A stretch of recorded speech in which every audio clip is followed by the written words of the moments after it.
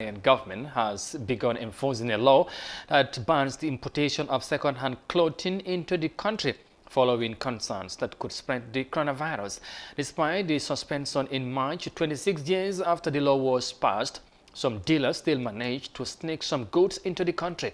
The enforcement of the ban means many traders and employees risk losing their jobs. Here are more details of that in this report. This is Ghana's biggest and busiest second-hand clothing market, Kantamanto in Accra. With over 30,000 stands, shoppers can get everything from used men's underwear to designer clothes. The trade in hand-me-downs provides jobs for hundreds of people here. Janet Eduful and many traders say they have suffered huge losses due to the coronavirus pandemic. COVID-19 has really affected our business. Our customers have been complaining that the virus could be in the clothes, so they don't buy.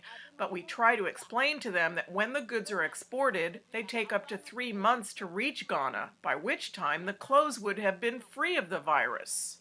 The World Health Organization says the coronavirus is unlikely to spread through clothes, but the Ghana Standards Authority, which is responsible for maintaining product and service standards, thinks otherwise. When these goods come in, they are touched by the dealers. They spread them, even assuming they are fumigated, the COVID-19 is not there. They spread them, they deal with them, so somebody who has a disease and touches them can have it.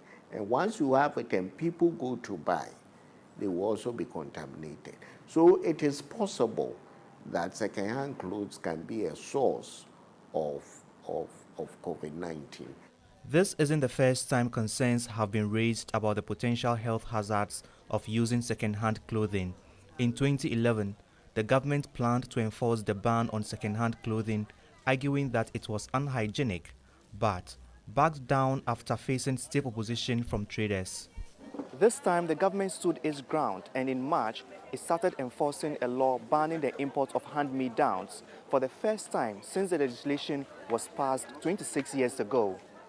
Braziers, panties, and handkerchiefs have all been blacklisted, but other products continued to flood the market after lockdown restrictions were eased in April. Most of them come through the ports, so we have officers stationed at the port 24 hours 7. They are always there and they inspect. When they inspect and they come across them, they seize them. Unless it is hidden in such a way that we can't find them. But once we find them, we seize them. Sometimes the trick is that they mix them with other products, other imported items. For those who buy the used clothing, it's a case of what they can afford. I buy second-hand clothes because they are cheap. They say the clothes are fumigated before they get to Ghana, so I hope I don't get infected with COVID-19 when I use the clothes. The Ghana Standards Authority, however, says it's uncertain if the used clothing is free of the virus after being fumigated and shipped to the country.